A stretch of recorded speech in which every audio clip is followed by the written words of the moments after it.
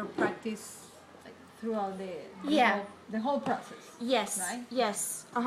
So this debriefing is about what standard is this? Standard 9? 9. Yes. For the professional learning and professional development. And for this one, I did the appraisal process at my school. So not only was I able to receive feedback from you and from Brenda, and also from heads of level like Mr. Brown and Mr. Becca, they were able to observe my lesson. I was also able to spend some time reflecting on myself and do a self-appraisal, which I was actually really glad to, kind of take a step back and think about my own instead of just, receiving outside feedback, giving myself some feedback. So I really liked the opportunity to be able to reflect on my own practice, which is great. Yes, what I can say is that I could see a big improvement from the very first lesson that you taught and this last one today. Yeah, it was like, I was so happy to see how you could, apply all these skills that you've been learning throughout the whole process, and how you can control your voice, that you're now raising your voice now, you're trying to use a tone of voice that don't make the students be more active, and also this 100% rule that you have to wait till everybody is ready to continue to the next step. So that is not easy, right? Yeah, so, it's hard. But I can see that you are applying that, and day by day it's getting better, right? Okay, good. So, yeah, I feel happy because I can see the Oh, good. I'm glad. improvements in your teaching. Okay, good. I'm glad. So for professional ethics, standards, and laws, what I wrote about in my reflection is that this process gave me a chance to go back to some materials that I received from a PYP workshop at the beginning of the year, making the PYP happen, I think it was. They gave me a bunch of materials, and I read them during the workshop, but I haven't really referred to them. So after talking with Mr. Brown after this process, he said, just go back, refresh your memory, and do that. And I actually have, and I think it's actually helping me remember, the basics, the fundamentals of what our program is. So yeah, that was good. Yeah, because that is going to help you to make better lessons, right? And also how you have to approach to students. Definitely. And some problems that might have in the classroom, right? Yeah. So, yeah, I would say that is a good idea to check and review those documents before we start. Because that's what we follow. It's so everything we do is related our to the lesson plans are everything. based on that. So, Exactly. yes. So, and I think I also said I have never been in a school like this. I've never been around an IB school or PYP school or anything. So I definitely need to refer. It is another story. Yeah, definitely. Yeah. Okay, so for understanding cultural, ethnic, gender, and learning differences. In my reflection, like I was saying, I kind of touched on the fact that just the simple fact that I'm from someplace else makes me need to be more aware of what I say and how I say it, and just even using certain examples. If I were to use certain examples, some like Kennedy would understand, but then the other ones wouldn't. So I have to really watch what words I'm using, how I get things across, just so that I can help my students better.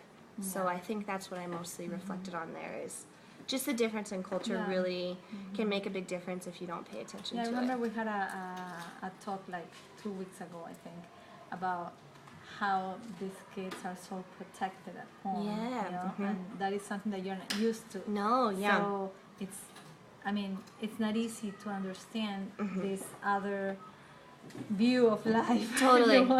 And I'm glad that I'm able to be around my kids so much and, be around you guys, Peruvians, because it's helping me just get a better picture of everything, so learning from you guys and learning from the kids, I'm starting to understand what it's like for them at home, their background, so it definitely makes a difference in how I relate to them, for sure. Responsibility for learning. I said that this whole process really made me realize how responsible I am for their learning, that even though in my position as a support teacher, even though I am just a support and not the main tutor, I'm with them all day, every day, so even though I'm not giving them the direct instruction, I'm very responsible for their learning. You know, I Yeah. have, especially for the ESL side of it, helping them with their English, Yeah. but I'm with them all day. So I have like constant opportunities to be able to help them with their learning, which I find it makes me pretty responsible.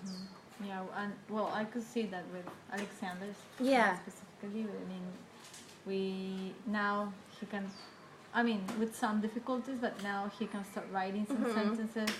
He's reading some words, trying to use his sounds, and well, I could see that that is because you were there. Yeah. As you say, like all the time. And I've actually helping noticed him. with Alex, his English is really good. It's really Yeah. improving. Yes. And who was it? I think it was Monica or somebody said, you can tell he's been spending a lot of time with you. Yeah. And it's true, because you know, me and Alex we're back there every day, and I feel like he's really picking up a lot of English, which Yes. makes me really happy. That's true. That's true. Yeah. Use of data to evaluate outcomes. So the data that I said that I used was the actual data from the appraisals.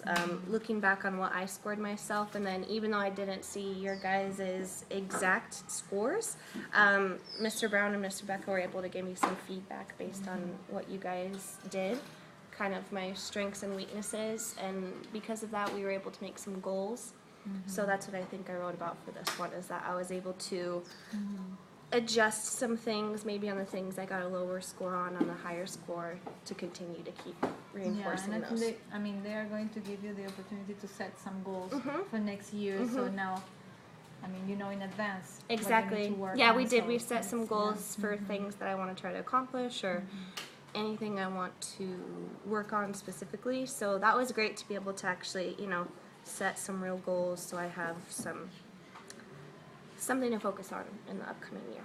Yeah, and I would suggest, I mean, just to check them before we start Definitely. next year, so you know already what Yeah. to work on. Okay, I think that's good. Anything else you want to say for Well, this one? No, really, I would say just that I'm very happy to see how you have improved. Thank you. I mean, and as I told you the other day, it's just a matter of practice. Yeah. You just need to have more opportunities to teach more, and to experience, you know. Like, Yeah. Which that's what I feel like. I've said it in some of my reflections. With every lesson, I feel more comfortable, and it's just with the practice, you know. It's Yeah. not gonna, like, you can read however many books, do however many papers, but it doesn't matter until you're actually in the classroom No, you have practicing. to be there. So Yes. I'm glad that I'm getting the chance to do it in this type of experience, where I have your help and, you know, time to sit down and reflect on everything, so I can really make everything better. Okay, thanks, Rosie. You're welcome.